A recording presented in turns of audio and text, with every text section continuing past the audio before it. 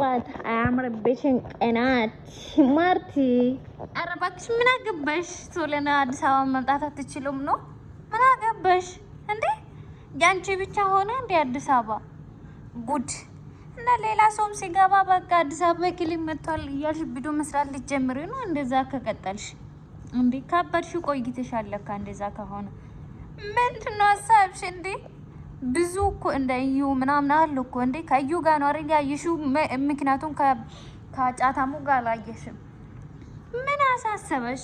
ፈረሽ? ምክንያቱም ምሳኪውት ስለሆነች ከአንቺ እንደምትሻል ስለምታውቂ ብዙ ነገር አለ።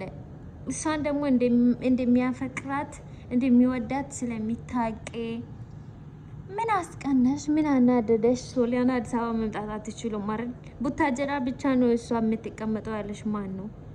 አረ ሶሊያና የት ነሽ? እንደውም ማለት ነው እኔ እናችን ቀረቀምቦ አሮጌት ማለት ነው አናቷ ላይ ቆሚ